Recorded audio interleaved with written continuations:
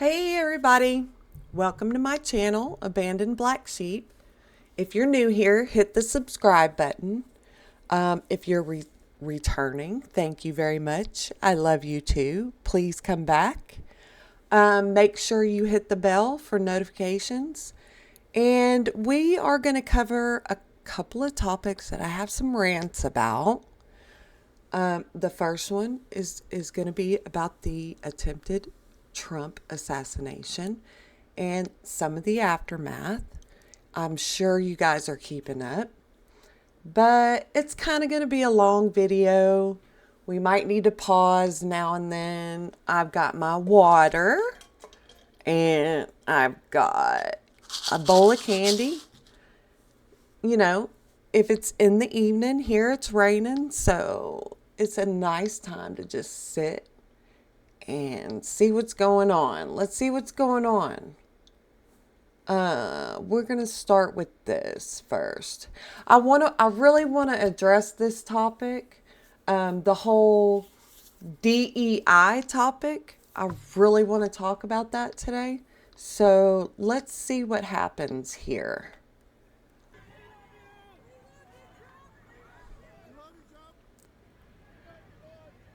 Now, we got these big O guys back here. That's awesome. But you had this girl with the big O ponytail. Every time she turns her head, I'm picturing her slapping one of them guys behind her right in the face with her ponytail. Every time. Okay? That's really a problem. And then you got this little short lady. No offense, but this is not high quality security here. This is not high quality security. Here we go.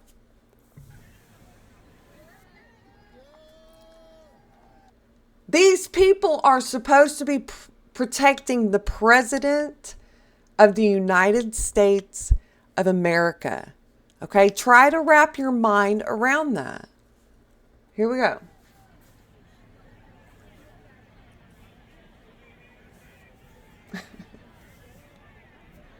Seriously?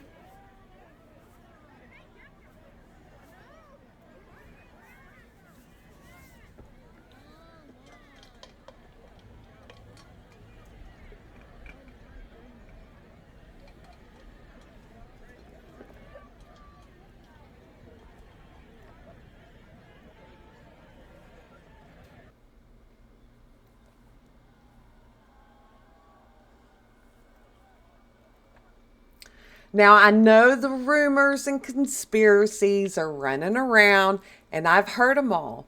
And I can't disagree with any of them. I can't. Whether this was an accident by DEI or on purpose by conspiracy, it's all on purpose. That's my point. It's all on purpose.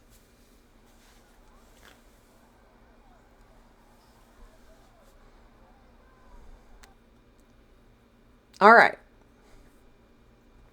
Moving along. This is Paul Joseph Watson.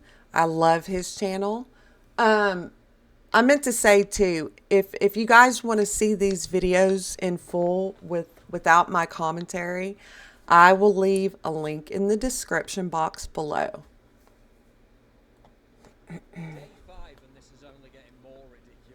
Yeah. Trying to determine whether roof access had been properly locked down. The shooter climbing up seemingly unimpeded, 400 feet from the stage, with a direct line of sight on the former president. Should that roof have been secure, period? That building in particular has a sloped roof at its high.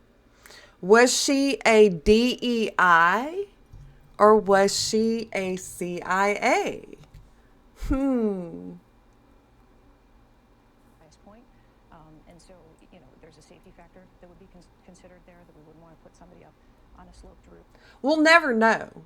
I mean, we'll never know because we are our own worst enemy. So, We'll never have the truth one way or the other. Wouldn't want to put anyone on a sloped roof. Snipers behind Trump. A sloped roof. If you want to really see something that's said, take a look what happened. I think they hit him. Yeah, looks pretty slopey to me. Biggest, baddest, highest budget security agency on the planet. A slightly sloped roof. Putting your life on the line to take out terrorists and mad gunmen. A slightly sloped roof. Yeah. Now let's get off this roof before somebody... That's how dumb these people think that we are. Okay? That we'll buy that. We'll buy into that whole excuse of the sloped roof. That's too dangerous for the DEI hires. Moving on. Gets hurt. Who's most responsible for this happening? The buck stops with me. I am the director of the Secret Service. Resign then. Not going to resign, apparently. They will not resign. I mean, that's kind of the problem here, is that we expect them to. When are we going to put our foot down and eject these people? We know that they are a problem, a huge problem. At least she's been told by higher-ups to shut up. The Secret Service Director has been given instructions from the administration and the DHS Secretary. You want to keep your job, you keep your mouth shut about this. We now learn that the shooter was seen acting. If you want to keep your job, you'll keep your mouth shut. Some people are okay with that.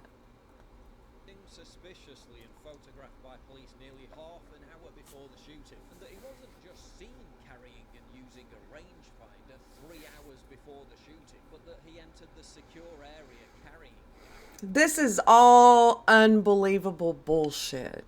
There's no way I'm gonna buy it. Not for $1 million. Not for anything. And if you guys are buying it, you need to stop and really question your government. Being subjected to a search and let go because he didn't have a gun. Just keep an eye on him, they said. Near the magnetometer area where they're screening people in, he's carrying in his hand a rangefinder. It's a device that looks like a He's carrying a rangefinder. shooters to measure the distance when they're setting up a long-distance shot. What? Because he didn't have a weapon, that would not have prevented him to go through security. Look at that. All right. They did flag, what does he have this in his hand for? At that point, they told people to keep an eye on this guy, but then he leaves the secure area, the staging area, and he doesn't turn up again for some time. Right, so he's carrying a magnification device that you put on the end of an AR-15. I'm not buying it. Y'all, I'm not buying it. Just keep an eye on him. I'm sure it'll be all right. Keep an eye on this guy. He's literally using the rangefinder to do reconnaissance on the snipers. There is an eerie moment in here, Aaron, where he's taking the rangefinder and he's looking through it at the counter sniper positions. And one of the counter sniper positions is looking at him through the scope. At this point, there's not a gun in the picture, as I understand it, but they're saying he's looking at us, looking at him. Yeah, just keep an eye on him. Probably nothing. According to former Secret Service agent Dan Bongino, someone was supposed to be on the roof securing it. Yes, even though it was slightly sloped, but that they just didn't bother to show up. So I was just showing Tucker some material from an unimpeachable source. Sorry. Say on the matter. That post, according to my source, that roof was supposed to be a police post. There was supposed to be someone there. They're now making up excuses, saying the pitch and the roof. My source said to me that no one knows why the post didn't show up. But so that's a nonsense story they're putting out in the media. Maybe the guy was too busy trying to open a fence. Oh yeah, check this out.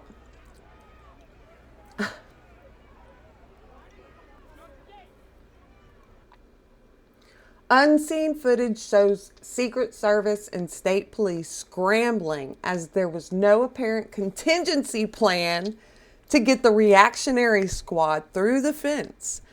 Total failure. Yeah, you can say that again.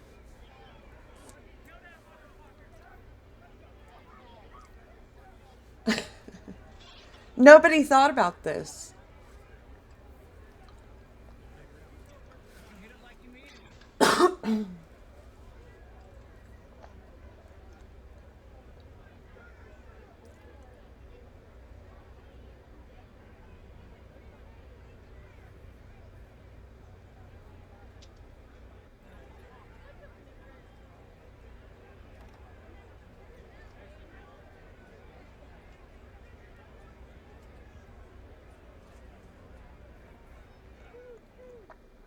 This is what happens when you lower standards to let minorities get positions that they couldn't get otherwise.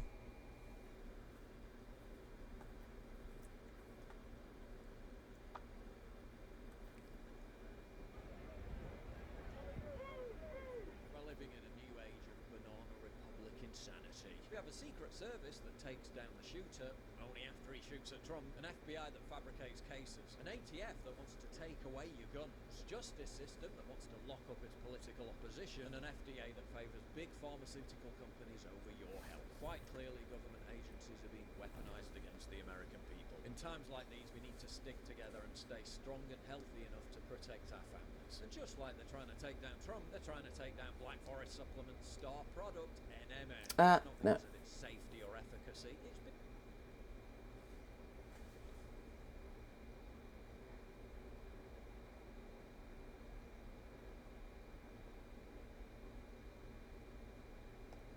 part of the year now, and it's a total game changer.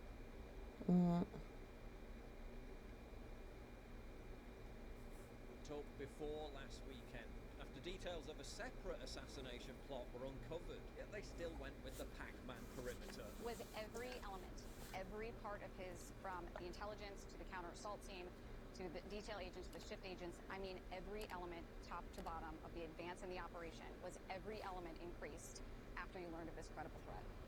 What we increased was what we felt was appropriate for the former president and for that particular event on that day. We have been increasing the assets and the resources and the staffing that we have been providing to the former president since he was a presidential candidate and then the presumptive nominee. Every element of security was increased, apart from overcoming that all-conquering, slightly sloping roof and letting a dodgy guy with a rangefinder walk around for 3 hours before climbing up it. Congressman and former U.S. Army sniper Corey Mills probably won't get invited on CNN again. I've done thousands of advances. I've done thousands of counter sniper operations with our teams in Iraq and Afghanistan, etc. The amount of negligence, the amount of mistakes that was made here, I have a very difficult time not leaning myself towards this was intentional as opposed to fecklessness.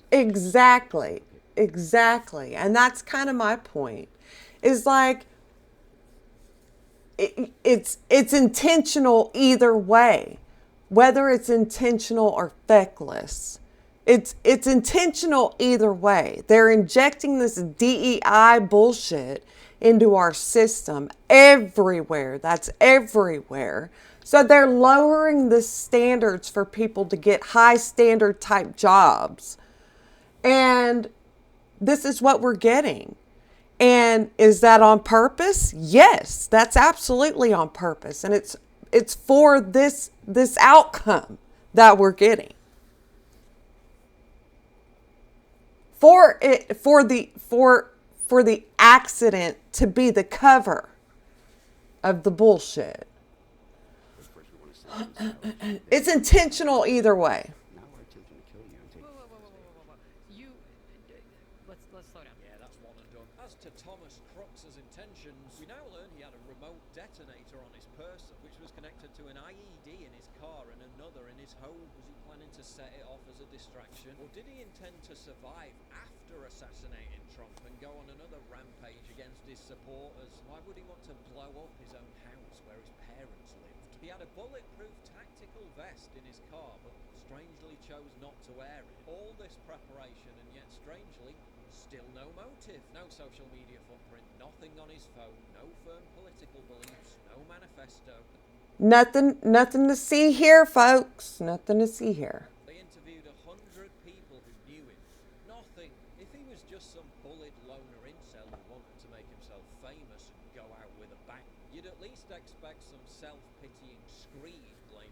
classmates, his parents, society, or whatever. This incredible video by Point Consciousness went viral, showing how Trump survived by literal millimeters.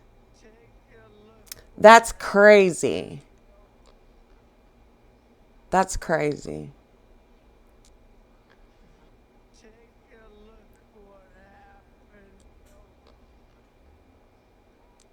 I don't know if you guys saw that.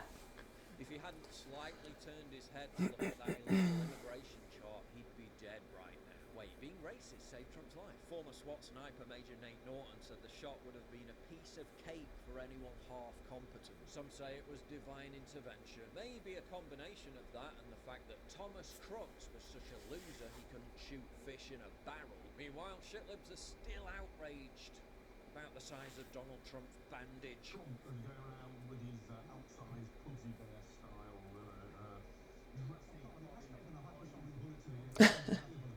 Trump's ear bandage was so unnecessary. So unnecessary, so If you value hilarious. what I do and you want to help support me, please visit pauljosephwatson.locals.com. All right, guys. That is Paul Joseph Watson. Love that channel. I wanted to move on to the BlackRock company. I know you guys probably heard that young man that was trying to kill trying to assassinate the president, but failed, was in a BlackRock commercial. And I wanted to cover this topic in this video. Let's take a look. I don't know if you know about this company, but we're just going to go ahead and watch this. You wake up to the sound of the alarm on your iPhone, and annoyed that you couldn't get more sleep, you grudgingly unlock your phone to see what's going on. Where did I want and to? there's an email from Amazon telling you that your package has been delivered. So you force yourself out of bed to get the package, and it's some Johnson & Johnson medicine you ordered the night before. The wonders of overnight shipping, you think to yourself. You glance across the room to see the clock. It's 8 a.m. and you have to be at work by 9. Flustered, you open your Microsoft computer to answer some work emails before getting dressed. There's no time to cook breakfast, so you'll just grab something at McDonald's on your way to work.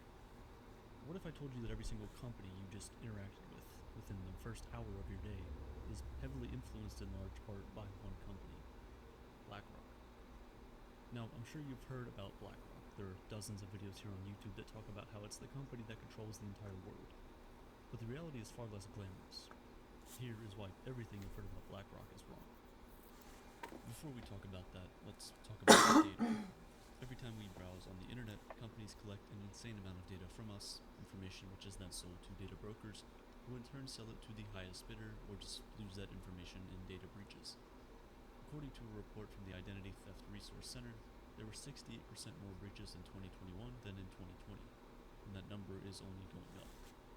A few months ago, my friend got an email telling him that his information was released in a data breach from a company that he had never heard of, and right after he started getting personalized email ads from shady companies.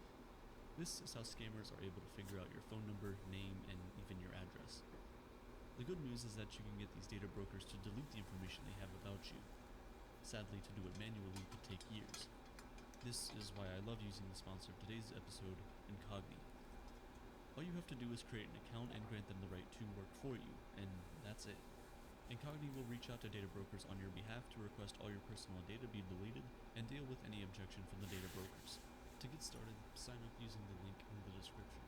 The first 100 people to use code Aperture with the link below will get 60% off Incogni. Sorry, guys. I didn't know that was a commercial.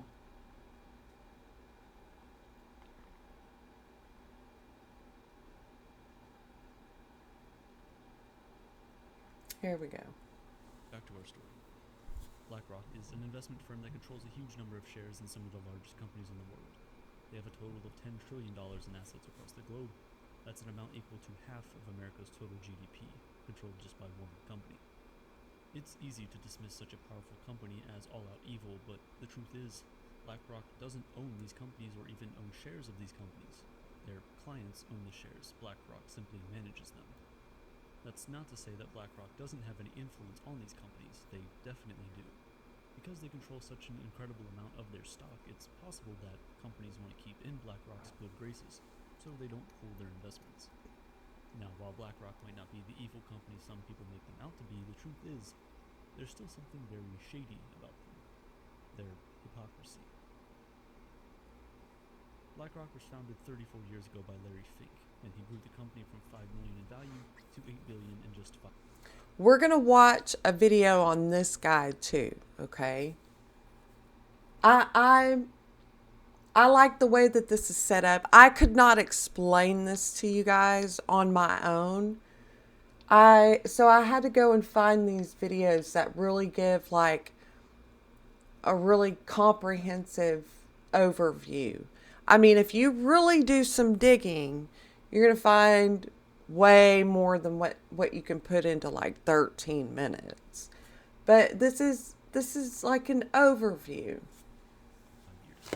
Primarily by managing money invested by large institutions like pensions, university endowments, and substantial fortunes invested by the uber rich.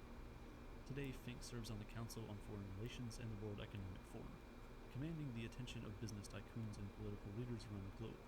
And his company is on the cusp of consolidating so much power that it could essentially control the world. Let's talk about the speed with which we are watching this market deteriorate. The worst day on Wall Street since the crash of 1987.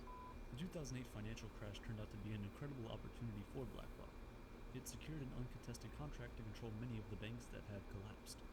That gave Larry Fink, who was already incredibly wealthy, even more power, and a direct line to the American government. The same thing happened in 2020, during the early days of the pandemic, when the government called in BlackRock to protect the Federal Reserve from financial fallout. Periods of economic uncertainties like these were key to BlackRock's rise to power, and as the famous saying goes, with great power comes great responsibility, and BlackRock would like you to think that they are being responsible.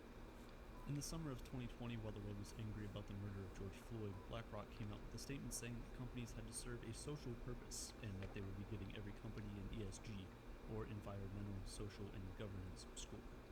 Companies that promised more diversity in hiring and leadership or offered environmentally friendly policies and technology received higher scores than companies that didn't. Although this concept had been around since 2004, BlackRock became the loudest proponent of ESG investing in 2020, and in all honesty, it worked. Before this statement, ESGs were mentioned in far fewer than 1% of earnings calls, but by May 2021 that number rose to around 20%, and it has since remained the fastest growing segment in the asset management industry. People are more concerned about the environmental and social impact of companies, and that's a good thing, right? Socially responsible companies get the upper hand in an ideal world, yes, but we all know that the world we live in is far from ideal. While there's been some positive improvement, the main result of BlackRock's ESG statement has been a massive surge in companies participating in practices like greenwashing, pretending they're more sustainable, diverse, or responsible than they actually are. It's also exposed the hypocrisy of BlackRock itself. Virtue signaling has become a business, okay? Whoever can virtue signal the best gets the most money, all right? And it's become a language too. Like, these people speak their own language. Because while it claims to champion ESG investing, the company remains the largest investor in fossil fuels and war profiteering, and maintains a pretty friendly relationship with human rights violators. And it's not just BlackRock. The second largest investment firm in the world, Vanguard, is guilty of the same technique. Promoting ESG investing on one hand, but on the other, unwilling to stop do a little searching on Vanguard. Companies with questionable human rights practices. We see this time and time again from BlackRock. They do something that seems like they're moving in the right direction in the eyes of the public, but behind the scenes, they're unwilling to tamper with their investments, even if it's for the greater good of society. Take climate change, for instance. BlackRock says that climate risk is investment risk, meaning that investing in companies that aren't creating policies to help address climate change is a risky move. In 2021, BlackRock actually did do something about this by helping shake up the board of ExxonMobil and installing new members who promised to take action on climate change. Previously, the oil and gas behemoth was responsible for 2% of the world's emissions. Now there are new self-imposed mandates to help reduce that over time. This is a great move by the company, no doubt, but the fact that it's still the world's single biggest investor in fossil fuels makes this feel more like virtue signaling than actually trying to make meaningful change. And hypocrisy doesn't end there. As mass shootings continue to end lives in the US, BlackRock has spoken out against gun violence and said that gun manufacturers should do more to protect the lives of the American people. But who's the largest investor in gun manufacturers? You guessed it, BlackRock. The investment firm holds a 16% stake in Sturm Ruger, 15% in Vista Outdoor, and significant percentages of other manufacturers just like them. BlackRock says it talks to these companies about improving safety, but so far, it's unclear whether or not there's actually been any policy change. Outside of America, BlackRock's U.S. Aerospace and Defense Fund has billions of dollars invested in major weapons contractors worldwide, like Lockheed Martin, Raytheon, and General Dynamics. They're supporting these companies that then get huge Pentagon contracts and use taxpayer money to engage in violence and war around the globe. Often, these weapons are supplied to foreign governments in the name of peace, like Saudi Arabia, which received weapons from the U.S. government and used them to indiscriminately attack civilians in Yemen during years of civil war. Funding this spread of war and an increase in nuclear weapons shows that BlackRock... These people are absolutely evil, okay? I'm going to rewind that a little bit, because I interrupted you, I know, but I just want to say, these people want perpetual war. That's what they want. Peace, like Saudi Arabia, which received weapons from the U.S. government and used them to indiscriminately attack civilians in Yemen during years of civil war. Funding this spread of war and an increase in nuclear weapons shows that BlackRock constantly skirts its own commitment to human rights. So does its engagement with authoritarian governments. BlackRock is officially the first global asset manager to have access to China's mutual fund, leaving critics wondering, what did Fink promise Chinese President Xi Jinping to allow him to access the Chinese Communist Party's fund? To be fair, BlackRock isn't the only investment company out there looking to do business with China, but because of its widespread power, it's been the most successful in gaining a foothold in the controversial territory, which is surprising, especially for a U.S. company. This power also made it a major player in the war in Ukraine. As we saw in China, despite its emphasis on ESG investing, BlackRock has a tendency to overlook human rights in favor of monetary gain. It's been investing in Russia's most prominent companies for years. The British pensions that BlackRock controls alone have contributed $630 billion to Russia. After Russia's annexation of Crimea in 2014, a precursor to what would become the war now in a year-long war in Ukraine, BlackRock reconsidered some of its investments in Russia, but just 1 year later, it was back to being among the top shareholders in the country's biggest corporations. Even when it became clear that Russian President Vladimir Putin was planning an invasion last year, BlackRock didn't budge, and like most other Western firms, it did, eventually, pull assets out of Russia once the war started. But think about all the money it flooded into Russia over the years. Money that the authoritarian government controlled and used in its expansion mission that led to this deadly war. All of this begs the question, how did one company gain this much global power and influence? Well, it started with technology. BlackRock's business is built on ETFs, or exchange-traded funds. An ETF contains diversified investments to reduce an investor's risk. Rather than buying stock in a single company, you're investing in a fund that buys stocks, commodities, and other securities. This practice proved to be very lucrative for BlackRock and its investors thanks to a portfolio management software it created in 1998 called Aladdin. Aladdin predicts the possible outcome of every investment and collects information and personal data on everyone who has ever knowingly or unknowingly given BlackRock money. This allows the software to predict how likely it is that a specific investment will fail. Eventually, this technology put Fink and BlackRock on top, making the company the go-to firm for ETF investing, which keeps getting more and more popular. Global ETF assets could explode to $25 trillion by 2025, meaning trillions more for BlackRock. But we don't need to wait until 2025 to see the effects of the power BlackRock has. Right now, BlackRock oversees assets worth 10% of the entire world economy. Companies like Fox, Comcast, and Disney have to consult with BlackRock before they make major moves, since it has such a large share of their ownership. BlackRock and other large firms like Vanguard are the biggest investors in global giants like Google, Facebook, and Amazon. This level of ownership creates an anti-competitive environment. You feel this in the prices of airline tickets. BlackRock and Vanguard are among the 5 largest shareholders of the 3 biggest airline operators, which means that there's very little incentive to lower prices in order to compete with each other. This level of ownership consolidation reduces... I want to rewind that, okay? Because this is going to fit in to the whole DEI issue, okay?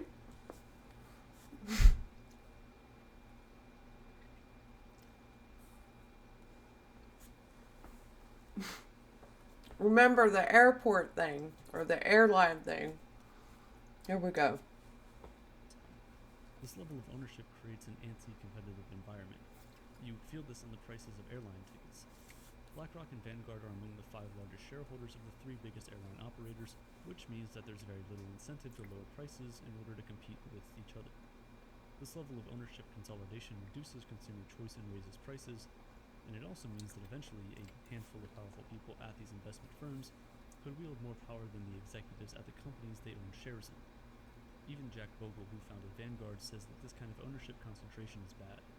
Too much money in the hands of too few will not work out well for the global economy. There are solutions that governments could put in place to stop these companies from gathering too much influence. Things like not allowing funds and ETFs to vote as shareholders in companies, or creating ownership caps that would dictate how much of a company can be owned by a single entity. Laws can be passed limiting how much influence an investment firm can have in the companies it invested in, even if that influence is intended to be benevolent, like with the ESG. But how soon could any of this happen? Because BlackRock and Vanguard are less than a decade away from managing $20 trillion in assets. That would upend the asset management industry and intensify the already staggering ownership consolidation of the world's largest companies, sending prices through the roof. One of the biggest problems with this system of business is that the more money BlackRock manages, the lower its fees for investors, so we end up in this cycle where the best way to invest our money today creates a potentially catastrophic environment for our money and our society tomorrow. Unfortunately, most people don't have the luxury of looking that far ahead. What looks good in the short term is all that matters, and that is how BlackRock thrives. It hopes you'll overlook its hypocrisy around the environment, diversity, and human rights because it puts out statements about being a responsible company. Its future hinges on its investors not caring about these things. The problem is that many of its investors don't even know they're investors. They're simply part of a pension fund or an endowment that BlackRock manages. There are smaller funds that do support ESG investing without conflicts of interest, and there are options, like managing our own shares, that help us avoid the moral pitfalls of large companies like BlackRock. But much like how most of us couldn't live without Amazon's next-day delivery for our last-minute essentials, using these large flawed companies is just easier. Over the past decade, the public has become more and more critical of what massive companies do and say. As that magnifying glass emerged, BlackRock made sure that its messaging about making the world a better place was heard and publicized. BlackRock's hypocrisy won't end. Its public image versus private actions will most likely always conflict with one another, but as consumers and investors, it's our responsibility to know what's happening. Taking them at their word is the easier option, but that's exactly what BlackRock is betting you'll do. That's how they've... That's that little video. And that is how they've gotten this far. This is the same ignorance that allowed banks and governments to drown us in debt. Click the video on your screen right now to find out. Yeah, completely ignorant. We're just we are. We think that these people have our best interests at heart. We think, oh, well, if they want to make money, they're going to make me money. So I can put it in their hands and I can live day to day and they'll return something to me. And that's not the case because they don't give a shit. All right. I'm going to leave links, like I said, to all of these videos in the description. You can just scroll down a little bit. You can watch them all without my commentary. But like I said, it's going to be kind of a long video because I want to get all of this off of my chest. There was so much more I wanted to say in this video. But you know, these events are happening so fast. I can't keep up. Like I think now they're talking about Kamala Harris. Like Joe Biden's giving up and Kamala Harris is going to be the next presidential candidate. I can't even. I got to take a break. I'll be right back. All right, moving on. The next one I wanted to discuss was the, let's see. Yeah, this is the word salad witchcraft that I'm just absolutely... You guys might not be able to sit through this. I don't know if you guys watch these. I watch them all the time because I'm trying to hear if they're ever going to come up with something that resembles sanity. But here we go. This, I cannot pronounce the name of this channel. It's Cotillon Crochet Fio a Fio. I don't know. You know, I know I've got a strong southern drawl, so let's see. Okay, I'm going to try again. The rules were clear. Do you believe there's a difference between women and men? It's a yes/no question. Do you believe there's a difference? Oh, I think that we're talking about. Do you believe there's a difference between women and men? That was the question. And he explains that it's a yes or no question. This is all you get from these people. I'm asking a question. Do you believe there's a difference between women and men? Most people could answer this very simply. I'm curious if you're willing to do so. Thank you, Mr. Chairman. Title IX was a landmark civil rights law. It helped create the incredible breadth of women's sports and girls' sports that we see across the country. I believe in girls' sports. I believe in women's sports. I'm the proud father of 2 daughters who are both athletes.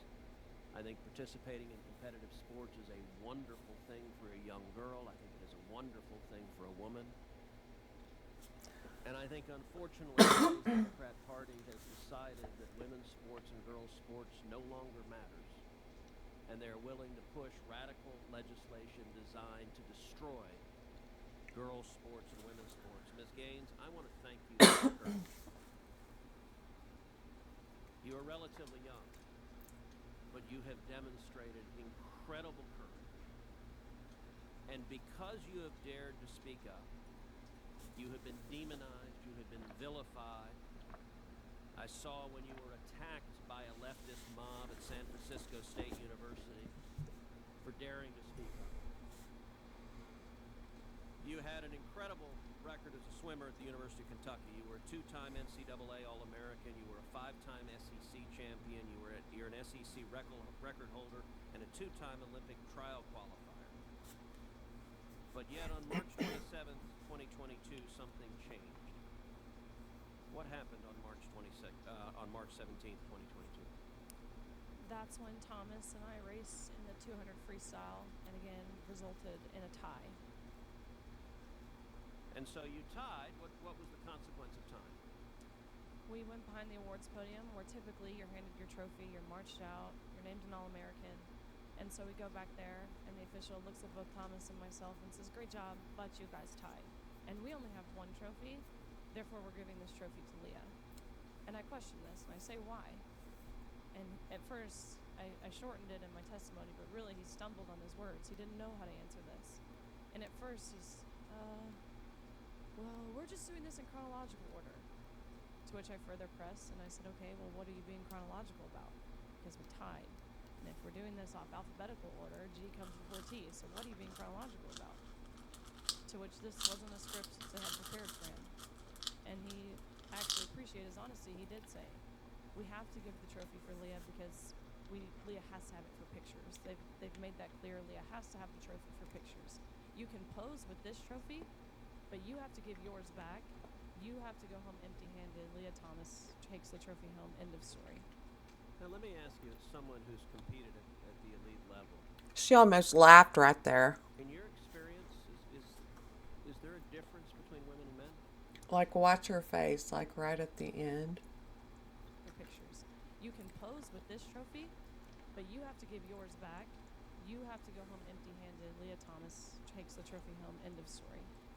Now let me ask you, as someone who's competed at the She was holding back a laugh. I mean, hang on. Because this is so ridiculous. You can't help but laugh about it. In your experience, is there a difference between women and men? Of course. I think we learned this at a very young age watching even 12 and unders play. going through puberty causes irreversible advantage. That no matter the training, no matter the diet, no matter any alterable change you can make, will overcome that male advantage. Especially in sports like swimming, where lung capacity matters so much. Even something as silly as this has been determined. Like, why am I having this argument? Why am I watching this debate on this channel in 2024? Like, this was determined way, way far back when women started to come into their own sports. That's what the whole feminist movement was about. We wanted our own thing. We knew we couldn't compete with men. We wanted our own thing. Why are we doing this to ourselves? I don't understand it. throat size, men have on average a 40% larger throat, which sounds like it's nothing, but when you're grasping for air, that 40% larger throat makes a huge difference in athletics. Not to mention height. You guys know the differences. Ms. Robinson, do you agree with Ms. Gaines that there's a difference between women and men? If the question is about trans women, I'm just asking, is there a difference between women and men? Here comes the word salad. NCAA has rules in place. They've had rules in place for the last decade, and when this competition Okay, I'm going to try again. the rules were clear. Here comes the word salad, witchcraft. Okay, apparently this works on some people, but not on others. Like, it's not working on me, but they spell cast with this shit. Okay, so let's see how she answers a yes or no question. Do you believe there's a difference between women and men? It's a yes/no question. Do you believe there's a difference? Oh, I think that we're talking about this case with the NCAA. No, I'm asking a question. Do you believe there's a difference between women and men? Most people could answer this very simply. I'm curious if you're willing to do so. Oh, absolutely. I'm just putting it into the context of the conversation that we're having. I think that there are definitions related to sex. Is that a yes? So I'm trying to get a yes or no. I'm not trying to get a speech. Is there a difference between women and men? I think that there are definitions for biological sex. Okay, so you're not answering that. Let me ask you this question then. Why do women's sports exist? If you can't define a difference between women and men, why not abolish women's sports and just tell little girls to swim with little boys and see who wins? Oh, I'm simply saying that that sex is different than gender. Why do women's sports have a great value? I mean, Senator, I'll tell you right Ms. now. Robinson, please answer the question I'm asking. Absolutely. Why do women's sports exist? I think that there are so many positive benefits to sports. But why have a separate category for women? If there's no difference between women and men, why to have women's sports? I'm saying that there's a difference between sex and gender, and that the NCAA has rules in place, which they have for the last decade. Mr. Chairman, I would like to enter into the record an article from Duke Law called Comparing Athletic Performances for the Best Elite Women to Boys and Men.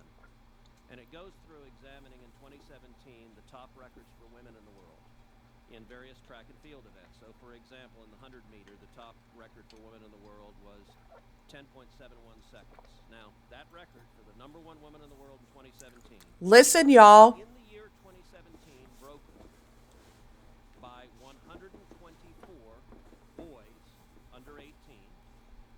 In that same year, the record for the number one competing woman in the 100 meter dash in the world was broken by a total of 2,474 men.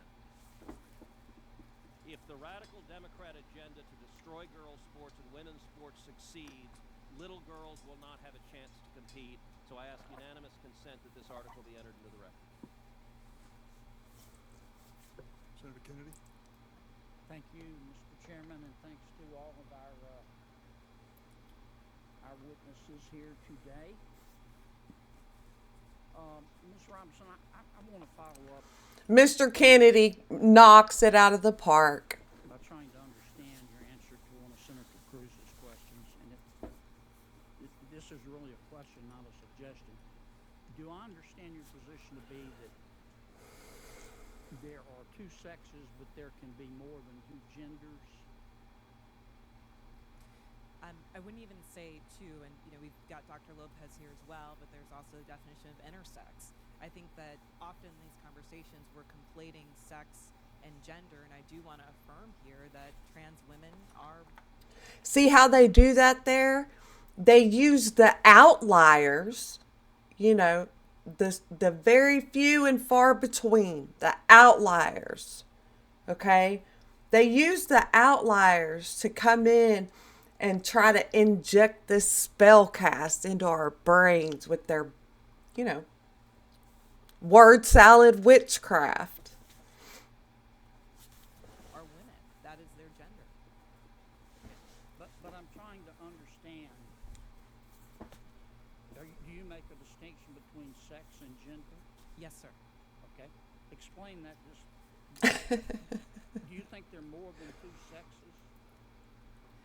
I believe that there's a definition for intersex as well that I want to acknowledge.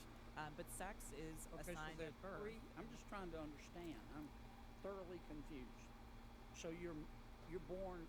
I'm talking about biology. Male, female, and what else? I believe that intersex is also acknowledged. But again, I'm not a doctor here. What I can And what say is intersex? Is that there's a difference between sex and gender, and I think in these conversations we're conflating the two. Well, but I want to start with sex. Okay, there's male, there's female.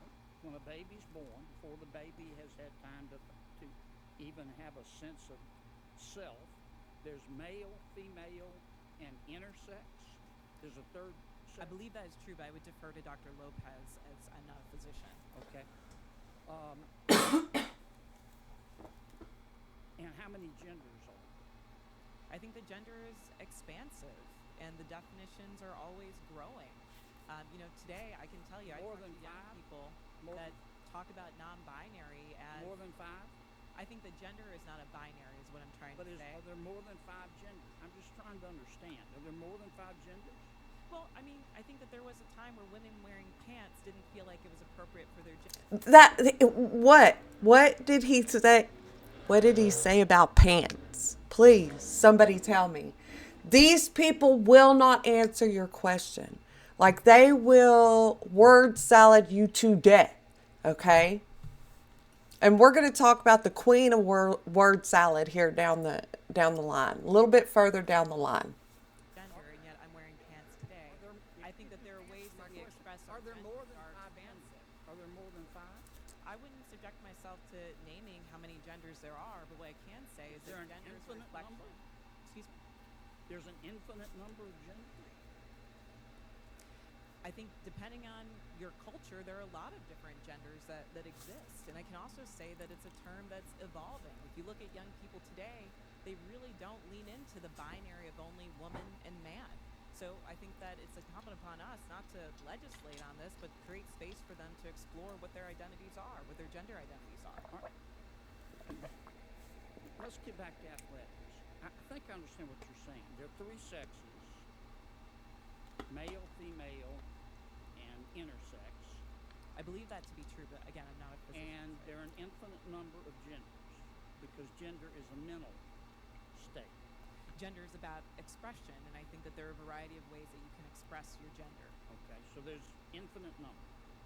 All right, let's go back to the biology. Male, female, boy, girl. Okay, biologically, do males have an advantage over females biologically in sports? Again, I'm not a physician, and I can't speak to that. What's your real world experience? It depends. I mean, there are some people who are born male that I'm faster than if I were to sprint against them, and some that I'm not. Some males that are taller than some women, and some that are shorter. That a biological male has a physical advantage in sports over a biological female? Not as a definitive statement. Give me an example. Well, no, I don't think. Listen to this. Members of the NBA do you see? Well, I can say that, there's been this news article about men that think that they could beat Serena Williams in tennis, right? That they think that they could actually score a point on her. And it's just not the case. She is stronger than them. What's your experience, Ben? Male, female. Both Serena and Venus lost to the 203rd ranked male tennis player, which they're phenoms for women. My experience, my husband, he swam at University of Kentucky as well. In terms of accolades and in terms of national ranking, I was a much better swimmer than him. He could kick my butt any day of the week without trying. I just think, Ms. Robinson, I'm trying to understand where you're coming from. I think you lose a lot of credibility when you don't concede that a biological male has physical advantages over a biological female. I mean, I just think that's a proven fact, and you really hurt your credibility. That's exactly right. The world would be a better place. I do too, and I don't think people ought to be discriminated against because of an immutable characteristic. I don't. And I think that I think everybody ought to be free to be themselves. And what you do in your bedroom or what I do in my bedroom with a consenting adult is nobody's business. But if what I do in my bedroom with a consenting adult, if I decide I want to tell somebody's child about it, then other people have rights too. And I think parents have rights. And I think biological females have rights to be able to compete fairly in sports. So I really think you hurt your credibility when you refuse to acknowledge that biological males have an advantage over biological females. It kind of makes me wonder about all your testimony. Thank you, Mr. Chairman. That is exactly right. When you sit there in front of a logical person and you do this whole thing where you won't just answer a yes or no question. You put all of this extra decoration on what you're trying to say. You can't just say, I believe that there are more than 5 genders. That's what I believe. These people will never concede. They will consistently move forward no matter what. Like, somebody needs to be the parent in the room and put their foot down. And that's really what needs to happen. And for some reason, we haven't done that yet. I'm trying to figure that out. Like, why haven't we put our foot down and gotten some of these people out of here? What's going on? What's the holdup? Oh, this is Senator Josh Hawley, and he's awesome too. He's brilliant. I love him. The witnesses for being here. Ms. Lindsay, I want to start with you. Thank you for your courage in being here today. Thank you for your courage in advocacy for women. You have been subjected to an unbelievable amount of abuse. You talk about intimidation, threats of violence. You have suffered it. I want to put up here a picture so everybody can see it. This was the welcome you were treated to at San Francisco State University just a couple of months ago when a mob assembled where you were supposed to speak, I believe for over 3 hours, screamed, threatened you, barricaded you in a room. Do I have that basically correct? Yes, I was held for ransom for 3.5 hours by hundreds of these protesters, as you see on the board. They demanded that I had to pay them money if I wanted to make it home to see my family safe again. The law enforcement in San Francisco, I respect, and I think law enforcement is what's brave, not me, and I respect all law enforcement, but the law enforcement I was met with in San Francisco, in my opinion, failed miserably in effectively doing their job. They had mentioned that it was not ideal for them to be seen as anything other than an ally to this community, and that was made very obvious in the treatment and effectiveness of removing me safely from that situation. Why were you threatened and barricaded into a room and held for ransom for hours on end? I mean, what was it you were saying that was so terrible? I was invited to speak on my experience of my senior year in competing against a male. Nothing opinionated about what I shared. It was sheerly the exact lived experience of what me and my teammates and fellow competitors dealt with. And so I spoke, After my speech, there was of course a lot of protesters in the room, which I'm totally fine with people protesting. It's their right to protest. But what I'm not fine with is when it does turn violent in the way that it did. Because protesters afterwards, they rushed into the room, they turned off the lights, they rushed to the front. Myself and others were assaulted, and that's ultimately when I was held for hostage for 3.5 hours. This is unbelievable, unbelievable. Thank you for your courage in the midst of that. Let's talk a little bit about the message that you were sharing, and you started to talk about it in your opening statement. Just tell us about your experience, because nobody can question your experience. I don't think anybody sitting at the table, and certainly nobody at this podium, has had the experience that you have had. You were talking about just the incredible surprise, shall I say, to put it gently, of finding a biological man, a 6'4" biological man in your locker room, and having to accept that without being asked about it, without being told about it even. What was that like for you? Tell us about that. Again, we only became aware we would be undressing next to a man was when we had to see a man undressing while we were simultaneously undressing. And so I immediately left the locker room, and I went up to one of the officials on the pool deck, and I said, what are the guidelines to allow a man into our locker room? I know the guidelines for the competition, but what are the guidelines for the locker room? And he so nonchalantly said back, oh, we actually got around this by making locker rooms unisex. And so I'm thinking to myself in these brief moments, first and foremost, you just admitted this is a male by acknowledging how you had to change your rules to make the locker rooms unisex. You acknowledge that we do not share the same sex, first and foremost. Secondly, unisex? Any man could have walked into our locker room. Any coach, any official, any man who wanted to would have had full reins to, and bare minimum we weren't forewarned about it. And that's the traumatizing part. Of course, the experience in and of the locker room itself is traumatizing, but I think for me, it was so easy for them to dismiss our rights to privacy.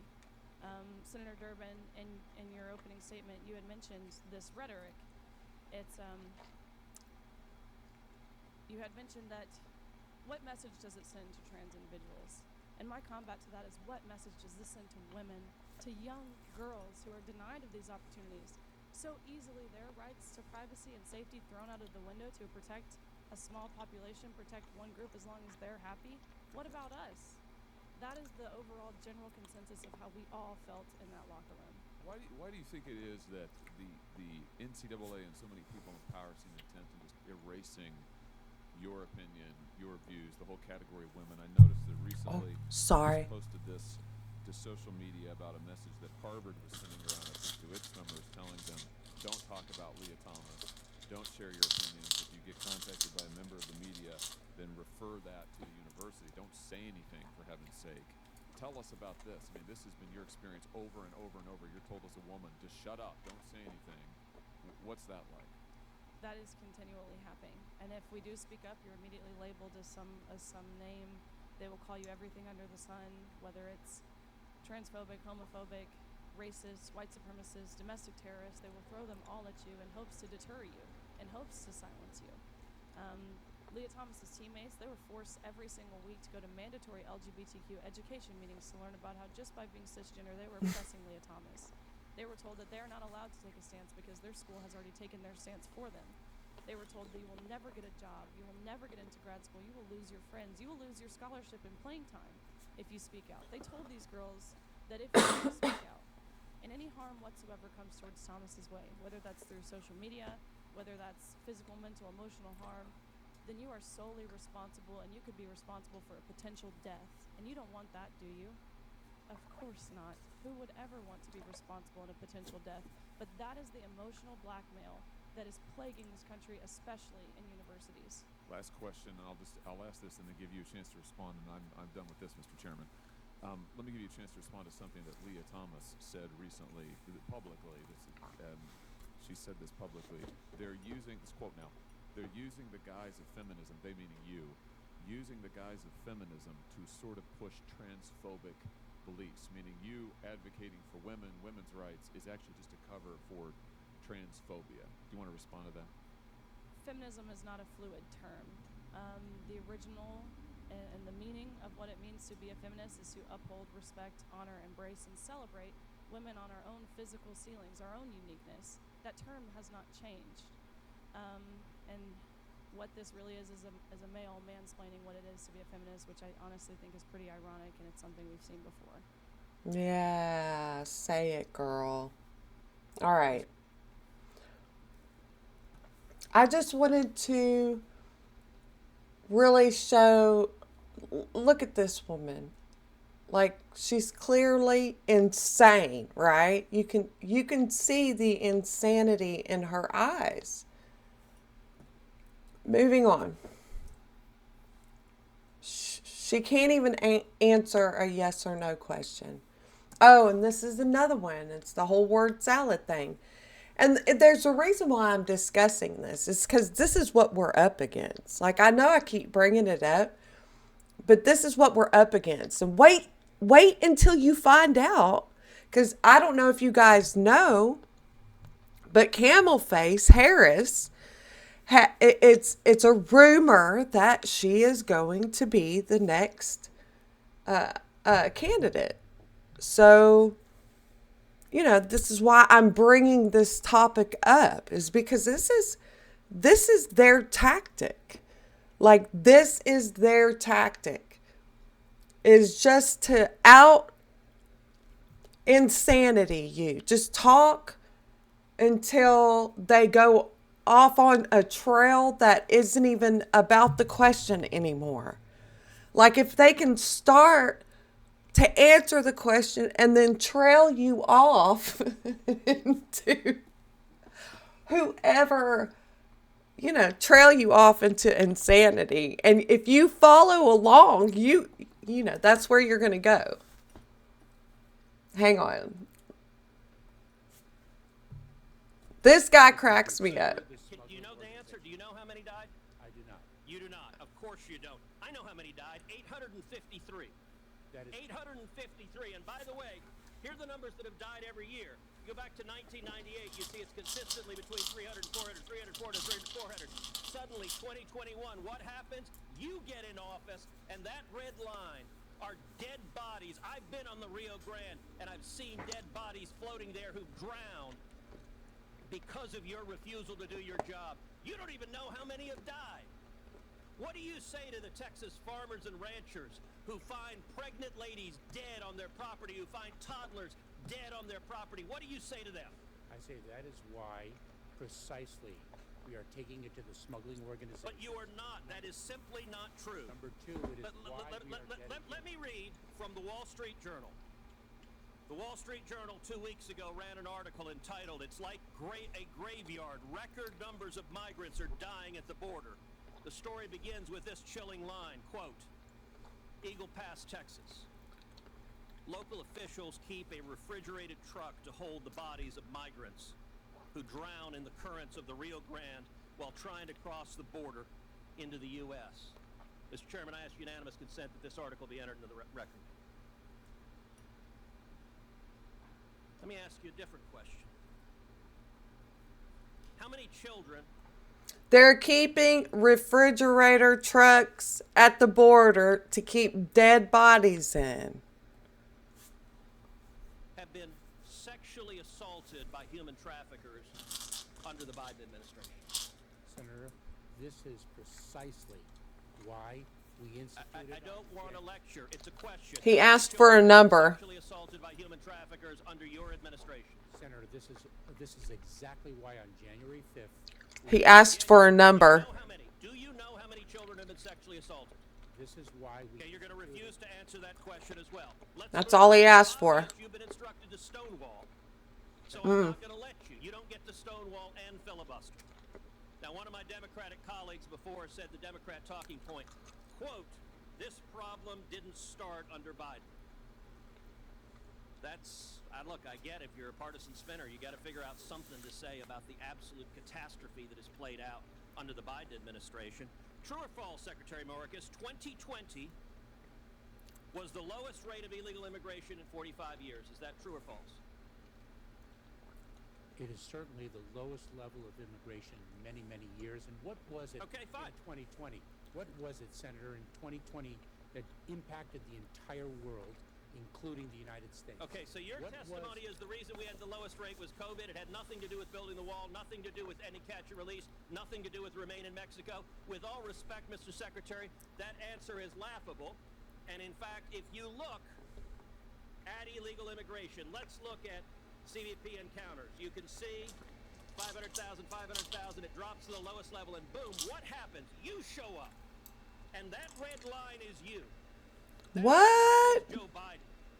And you're claiming nothing happened. Oh gosh, this was here before us. No, you made the decision to allow this to happen. Let me ask you, we now have over 5.5 million people who've entered this country illegally under Joe Biden.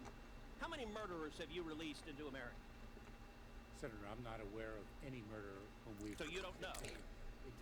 Senator, let me say something. They'll never answer. No, you don't get to give a speech. Do you know how many murderers you've released? I'm just trying to answer your question. How many rapists have you released? Senator, I'm trying to answer your question. You can answer, I know or I don't know. Senator, any individual who poses a public safety threat... How many child molesters have you released? ...and removed into the United States, from the United States. Oh, so your testimony under oath, subject to perjury, is that you have not released any murderers, rapists, or child molesters among the 5.5 million. Is that your testimony? Mr. Chairman, may I have the opportunity? No, you may not. You may answer my question. You're not. Is that your testimony? Yes or no? Senator, you're not allowing me to answer your question. I am allowing you to answer. I'm not allowing you to filibuster. If you take a look at the pace of immigration in 2018, This guy's amazing. You're refusing to answer. Let's move on. Let's move on to gotaways. Gotaways are the people that get away that you know about. Now, what happened under your administration? Gotaways consistently down at this low line. Boom, you get in. And they go from below 180,000 to 600,000. Now, I'll tell you this. 600,000. Among those 600,000 a year, you have no idea how many are murderers, correct? That is precisely why the number of gotaways... Do you know... Not only that, you have no idea where these people are from, okay? They're just coming through the border from Mexico. We have no idea how they got to Mexico. They could be from anywhere. How many of those are murderers? That is precisely... So you refuse to answer the question. You know how many are rapists? No idea. This is a question. You're a lawyer. There's no way to answer that either with all of those people that come through. Senator, this is why So again, the answer is no. Let me ask you this. Do you know how many of them are terrorists? And I don't want to... Senator, here's my lecture on this. Do you know how many of the 600,000 gotaways were terrorists? Yes or no? Senator, we are focused on... You refuse to answer that as well. What's the result of massive gotaways? Well, one of the results is drug overdoses. And we now have, last year, over 100,000 overdoses who died, the majority from Chinese fentanyl streaming across the border. Now, you told Senator Cornyn you care, but look what has happened under your policy. When you open up the border to the worst illegal immigration in our nation's history, people die. You claim you care. Mr. Secretary, that is a lie. You know, some months ago, Karine Jean-Pierre stood up at a White House briefing and said, people are not just walking across the border. Was she telling the truth? Senator, you are... Was she telling the truth? So profoundly disrespecting... Was she telling the truth? 22 years Okay, of government service. you get to answer questions. You don't Senator, get to give speeches. Senator, I served as a federal prosecutor. All right, you're refusing to answer. Oh, my God. She was lying. And she was not lying on her own. She was lying on behalf of the President of the United States. Now, listen to this, y'all. You got to hear this. She was lying on behalf of the President of the United States. This is a photograph from just one day along the Rio Grande of hundreds of thousands of people walking across the border. You have allowed this to happen. The photograph that was before. What are these wristbands? I don't know what they are. You don't know what they are. This dude doesn't know what these are, he says. Because I've been to the southern border, and if you go to the southern border, along the southern border, you see thousands of these wristbands because the illegal immigrants wear them. The drug cartels, every color corresponds to how... Sorry, I keep hitting the mic. They owe the cartels You've turned these cartels into multi-billion-dollar criminal organizations, and these are modern-day leg irons, because these are children being sold into sex slavery, and you don't even know what they are. That is astonishing. Mr. Secretary, That's what those little plastic, you know what those are, those little plastic wristbands. You know, like if you go into a bar, sometimes they'll put these little plastic wristbands on you. Or like, remember, I don't know if you know Astroworld, but that's in Houston. And they used to put those little plastic bands around your wrist. Anyway, moving on. That's telling my age now. I know that place is closed down. We are taking it to the cartel. How many children have been sold into sex slavery? Do you know how many children have been sold into sex slavery? To an unprecedented degree. Mr. Secretary, I want to say to you right now, your behavior is disgraceful, and the deaths, the children assaulted. This is how they are trading children on the border.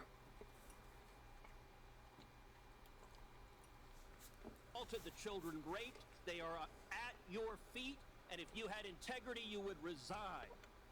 And I will tell you, the men and women of the Border Patrol, they've never had a political leader undermine them. They despise you, Mr. Secretary, because you're willing to let children be raped to follow political orders. This is a crisis, it's a disgrace, and you won't even admit this human tragedy is a disgrace. My question is, and I'm not even going to ask. Never mind. Thank you, Mr. Chairman. Mr. Secretary, thank you for being here. Let me start with what I hope is a simple question. Do we need to have more or fewer people coming to our southern border? Senator, we are working on diminishing the number of people whom we encounter at our southern border because of the challenge it presents. We're trying to build lawful, safe, and orderly pathways to accomplish that. Okay, fewer. We need to have fewer, which means we need to roll back incentives to come. So I would have thought that would have been the answer. Let's talk about what you're doing, though. In January of this year, you rolled out a new phone app called CBP1, an app for a cell phone. I've got a picture of it behind me here.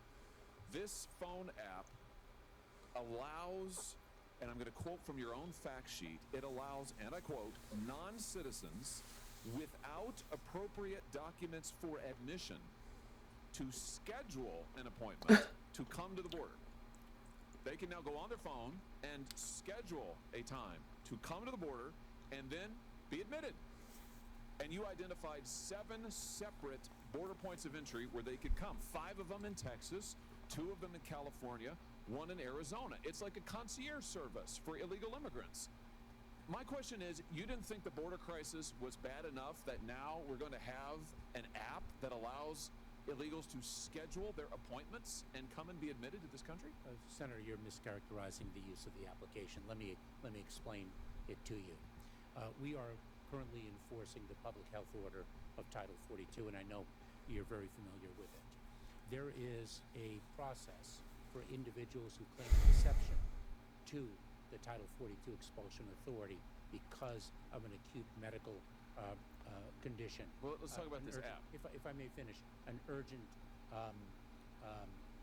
humanitarian reason. So instead of them coming in between the ports of entry to claim that urgent medical condition, that extraordinarily acute humanitarian cause, we allow a limited number to arrive at our ports of entry and seek the emergency relief that they need. Schedule you allow them. Let's be particular about what you do. And I should say that the CBP1 app was not unveiled for the first time on January 5th of this year. Oh no, but you changed it. You made it available on January 5th to the illegals themselves. You don't have to be a lawyer to use it. You don't have to be a member of a non-governmental organization.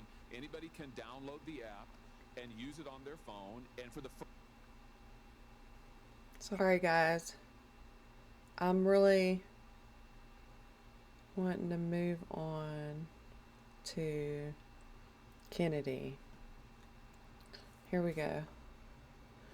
Like I said, you guys, the link to these videos will be down in the description. I'm bouncing around a little bit. Senator, I do.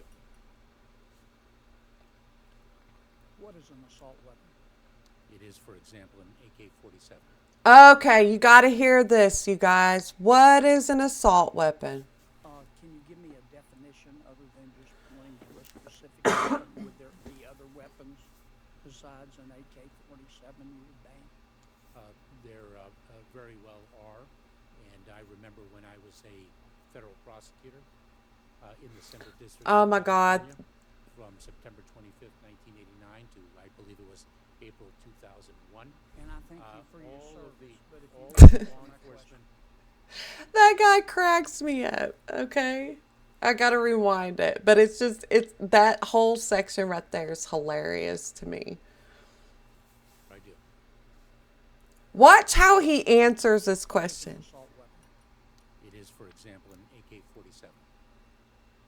Can you give me a definition other than just pointing to a specific weapon? Would there be other weapons besides an AK-47 you would ban? There very well are, and I remember when I was a federal prosecutor in the Central District of California from September 25th, 1989 to I believe it was April. This dude's having a flashback answering this question. I gotta rewind it. Hang on. Oh my God, this dude is going into a full-blown flashback. All right, I gotta rewind it. It's hilarious. It's too much. Okay, here we go. All right. I'm shedding some tears now. It's pretty funny. It's hilarious. Private ownership of assault weapons in America. Senator, I do. What is an assault weapon? It is, for example, an AK-47. Can you give me a definition other than just pointing to a specific weapon? Would there be other weapons besides an AK-47 you would ban? There very well are, and I remember when I was a federal prosecutor in the Central District of California from September 25th, 1989 to I believe it was April 2001. And I think all of the vast majority of law enforcement officers Oh my God. whom I worked were greatly in support of the assault weapons Mr. ban. Chairman, you know because why I get so frustrated with you? Because you won't give straight answers. I think I just did. No, you didn't. I think I just did. Do you have a definition of an assault weapon? I am confident there is a technical definition of what is an assault weapon, and it was assuredly used in the context of the statute that previously existed banning assault weapons. Mr. Secretary, our southern border is not secure, is it? Senator, I have spoken about this. I believe I've addressed this earlier in the hearing. Why don't you address it again? Of course. Let me share with you a few things. Number one, when I speak of the security of the border, I am speaking of maximizing the resources we have to deliver the most effective results. So let me assure you that we are doing secure because we're trying to secure it. Are we succeeding? Senator, we are so focused on the security of our southern border. We are doing so much with respect to the surge of personnel. How you're not succeeding? Oh, Senator, let me share with you that the challenge of migration that we are experiencing at our southern border is not exclusive to the United States. It is something that is gripping the entire hemisphere. But my job is to worry about the United States. As is mine. As is mine. And here's my question. Let me try to rephrase it. And I really do wish, I understand the position you're in, but you really should try to do a better job of answering the question. They'll never do that. We have the most encounters. We have had the most encounters with people attempting to come into our country illegally in the history of ever. Under the Biden administration, we have had the most people entering our country illegally in the history of ever. Under the Biden administration, we have had the most gotaways at our southern border in the history of ever. Under the Biden administration, we have had the most number of people entering our country under a claim of asylum, having that claim turned down, and still not being deported in the history of ever. And under the Biden administration, we've had the most fentanyl coming into our country in the history of ever. How can you possibly say the southern border is secure? I understand your answer that you're trying, but I'm not asking about your efforts. I'm asking about the results. Well, let's talk about the results then, Senator. Do you know that last year we expelled and removed approximately 1.4 million people from the southern border? I believe that's the most ever. Do you realize that we are focused on enforcing our laws to achieve the security of the southern border? I know you're focused, Mr. Chairman, or Mr. Secretary, but you're not succeeding. Senator, and when you come testify to us, you talk about how you're trying really hard. And I don't have any way to disprove that. I accept that statement in good faith. But the numbers belie that. If I can, Senator, let me give you an example of a solution that we have delivered that for some reason is being contested. Because it's caused a 95... I give you 30 seconds, okay? It's caused a 95... Don't filibuster me. You've been doing that all day. I'm just trying to communicate. Yeah, they will waste time. It has led to approximately 95% talking about nothing, number of encounters in saying nothing. At our southern border of Cubans, Haitians, Nicaraguans, and Venezuelans. Mr. Secretary, on January 5th. And why would that be opposed when it is delivering precisely the result that you seek? I can't stand this guy. I mean, he drives me crazy. I'm not going to torture us anymore with that. He drives me insane. They waste time by saying nothing. They can't answer the questions. And so they just fill the silence with bullshit. They know they have a time limit, and they know they can run it out just by running their mouth. I wanted to, let's see, what all have I done here? I didn't need that. I wanted to watch this one too. This is a guy I've never watched before. His name's Warren Smith. I'm going to pause one time. All right, guys, just a couple more videos to get through. The whole reason I'm bringing this one up is because that Destiny guy is in it. And I just love watching him fall apart. Like, I think he is such a detriment to the male race. He's disgusting. He lets his wife do whatever he wants because with even all of that money, she cannot be loyal to him. So, and that's the best that guy can do. And that's the best he's ever going to do. So here we go. Destiny knows that he is visibly shaking. You can see it. Look at the chair. It shows vibrations. Look at his arms. This shows that beneath his rationalization, his subconscious knows that something is off. You can feel it in your words when you're not on firm footing. And he is. He's losing it. Donald Trump. I was in the car with my mom, who is someone who deeply loathes Trump. I was able to hook up my phone, go to a YouTube live stream. We saw the visuals, and her response was deeply human. It was shock and sadness. I was looking at responses of people online. The dude, the firefighter guy, Trump, the people that support him. I just want you to know, okay? Just in case you're confused or it seems like I'm, whatever. If one of you were in the crowd and you're a conservative fan of mine and you end up, getting blown away or whatever the fuck, I'm making fun of you the next day on Twitter. I am. The strategy that Destiny implements, it's highly effective because he will take an acorn of truth. In this case, in recent days, he's been using January 6th. Very good question. Do you think January 6th, do you think J6 was a false flag? I think January 6th, there's a lot of discussions to be had. I think there's a lot of facts that came forward. They're definitely... I will never give sympathy to this side. These guys are destroying the country. What Pierce does to counteract that is he acknowledges that there were great mistakes made on January 6th. It should never have happened. Everyone involved in any violence at that day was utterly shameful. Donald Trump's rhetoric that day was appalling. All those things are completely true, Destiny. You're building your argument upon that foundation.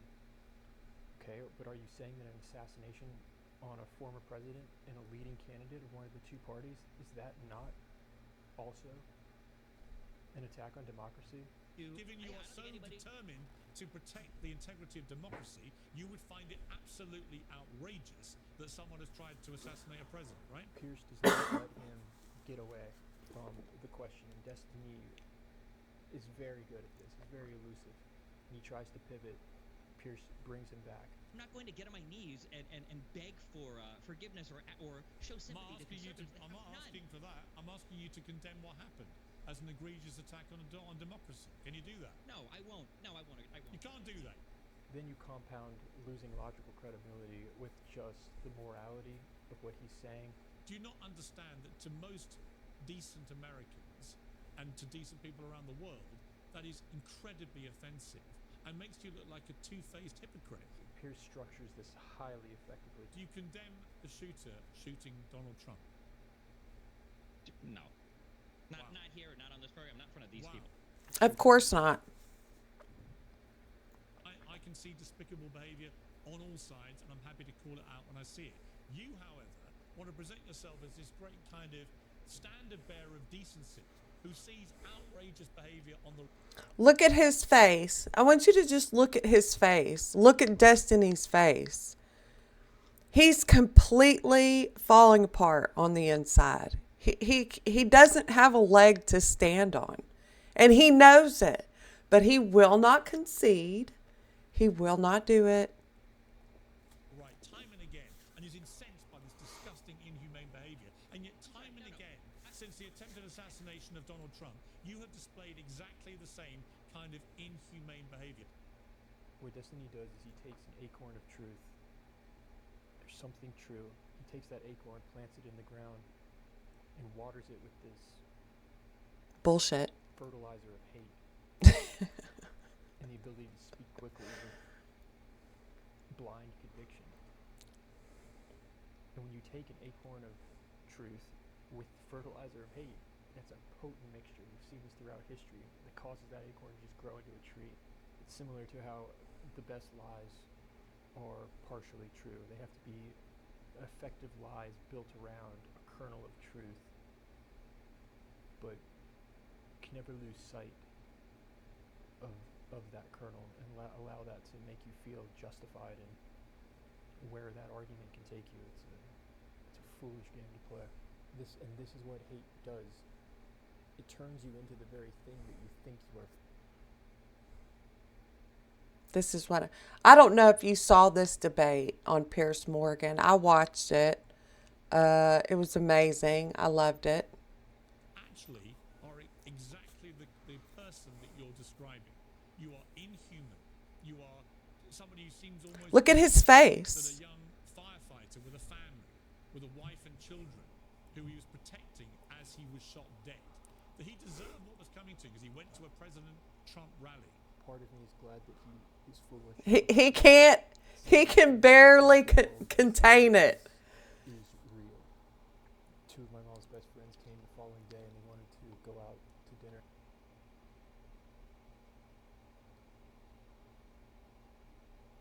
Let's see where it is. Come on, come on, come on, come on. Did I miss anything? That might have been. Oh no, here we go.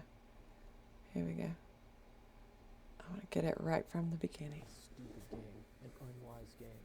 But they've done this for 8 years. Right, so they're going to continue to do it. The other side is horrendous, therefore I'm going to be even more horrendous. Imagine being on the Titanic. Oh, come on. The iceberg by an inch, coming to the conclusion.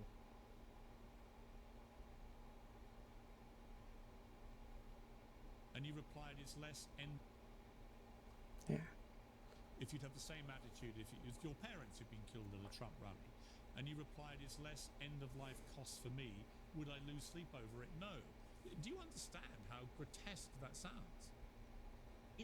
it sounds grotesque, but the environment that we're in right now is grotesque. My family who are concerned about me. He gave himself, so he just gave himself, he's like, yeah, it's grotesque, but that's the environment we live in. Well, if we went around saying that about Biden, we'd be put in chains, no doubt. We would be arrested right away. I'm just trying to point out the obvious, the hypocrisy of it all. Trump for this topic. There's nothing to be afraid of, and this is not a I probably shouldn't point out the obvious. But this guy drives me crazy. I cannot stand Destiny. I think he's gross. Trying to show the hypocrisy. The conservatives don't have it in them to have that level of decency. So why don't you rise to a higher bar? Think about the logic you're presenting here. What is This guy, I thought he was going to let it play a little bit more. Here we go. not warrant this kind of divide and hatred? That's the asymmetry. When you talk about it's just politics, this is the cancerous brain rot that conservatives have fooled everybody into thinking. It's the behavior of somebody who's completely lost his moral compass and any sense of decency. What is the next step when we can no longer negotiate, when we can no longer... Yeah, it's getting to that point where we can't negotiate. These people won't consider logic at all. Okay, and this is another video that I wanted to cover. Boeing whistleblower bursts out crying, tells Josh Hawley he received death threats from his boss.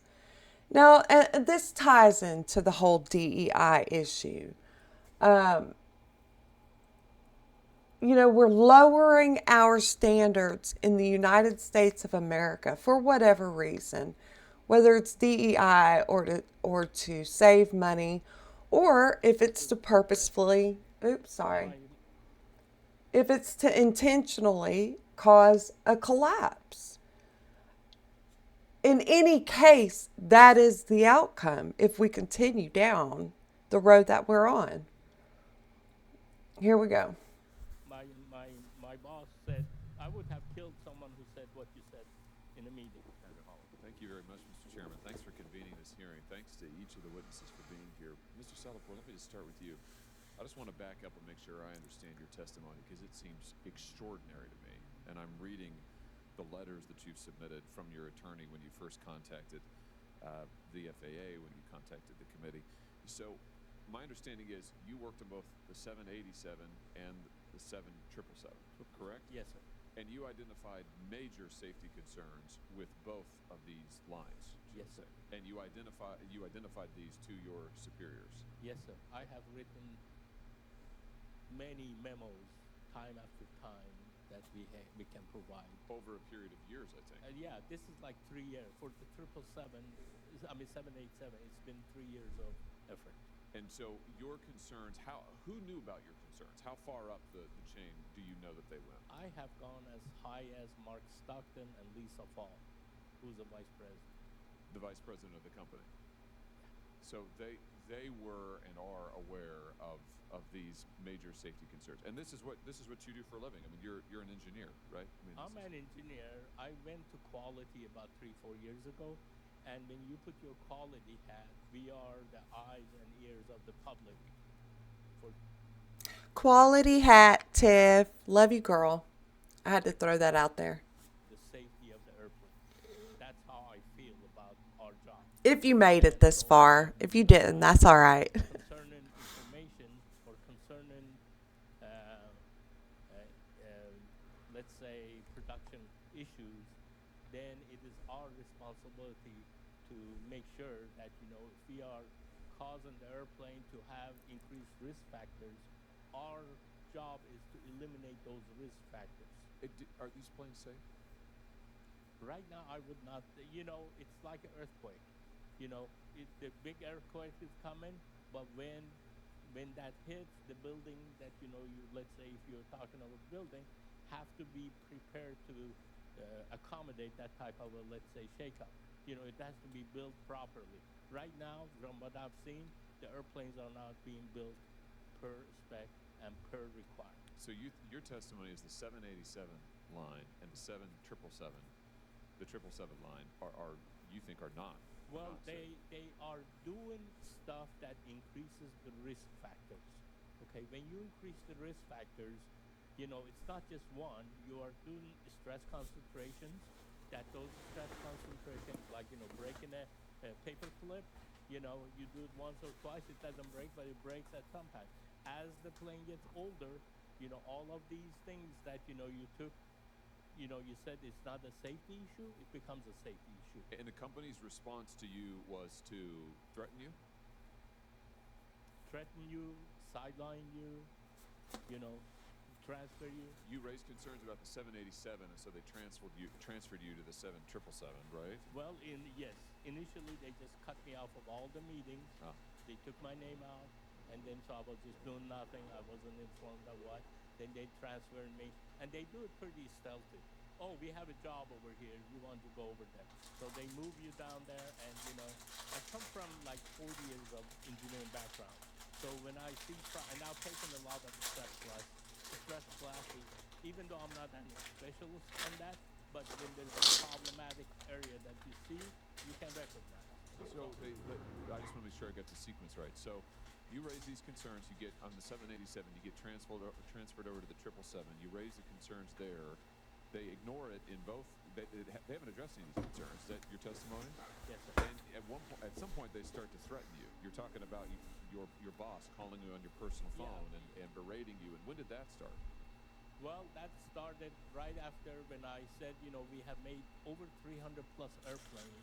We still don't know how to put the load themselves. What I mean by that, you know, to build in an airplane, building a house, it's like, you know, putting the foundation.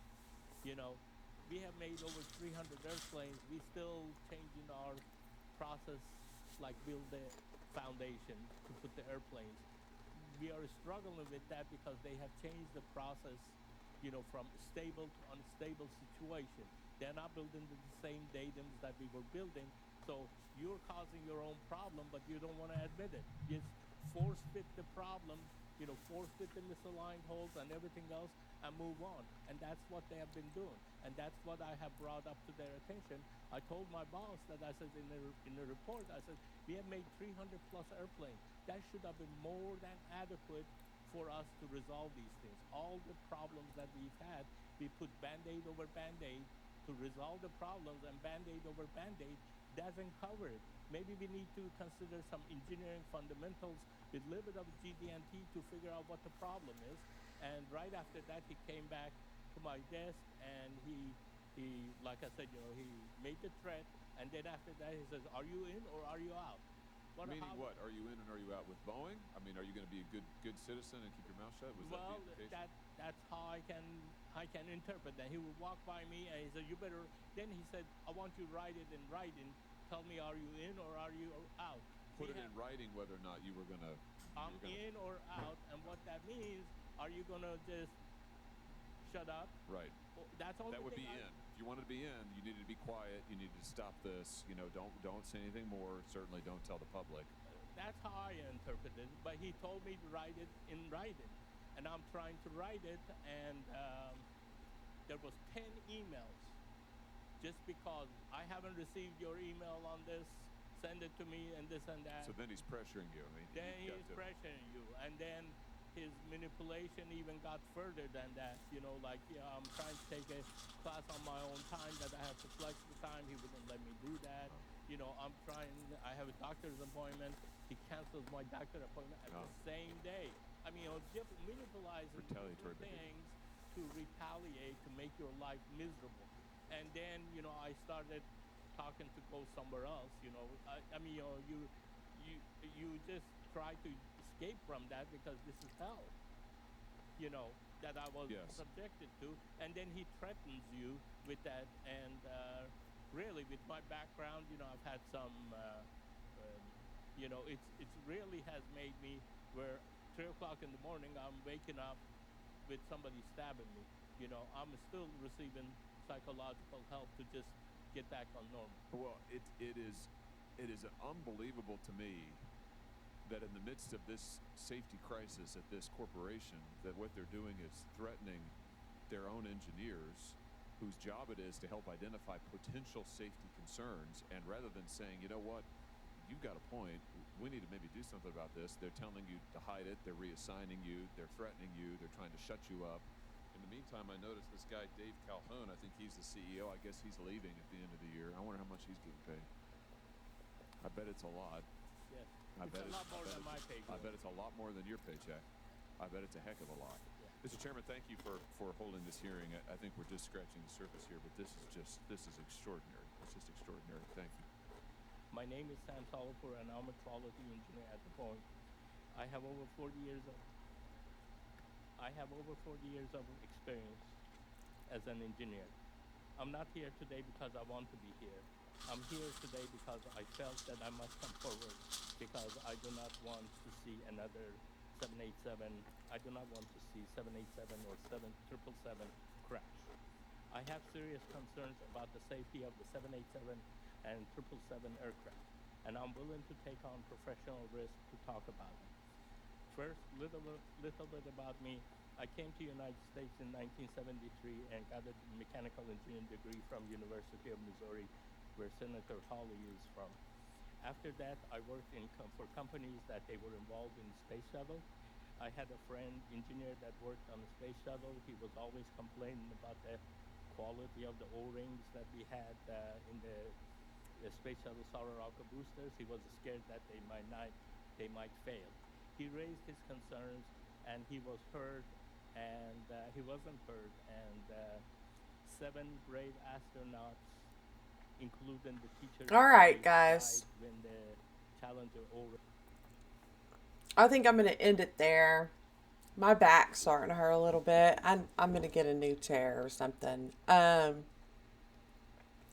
like I said, I'm going to leave all the links to these videos in the description if you want to watch them without my commentary. Thank you so much for hanging out with me again this Sunday. I really love hanging out with you guys. Leave a like. Leave a comment, leave some suggestions for me so that maybe I can change some things around. I know the lighting's bad and all of that, but this is just a place for us to hang out and rant about current events. I had so much I wanted to say today, but it was a lot. It was a lot. I just couldn't. The video would have been too long. I was going in 5 different directions. And I didn't even get to the Kamala Harris thing like I wanted to. It doesn't matter if she's the candidate or not. She's not going to win. It doesn't matter who the Democrat candidate is. They don't have a good one. They don't have a good enough candidate to beat Trump, which is awesome. And I forgot to add in that I really wanted to talk more about Vivek Ramaswamy too. I'm cool with J.D. Vance. My heart was broken when he didn't pick Vivek Ramaswamy. Maybe on the next video, I'll explain that. I really like Vivek because he wants to end the state. And that's why I think he's so awesome. I love that guy. But he's doing really good right now. And I can't wait to see what he does. It's going to be interesting. I would like to see him become president. He's a really cool guy. He's smart.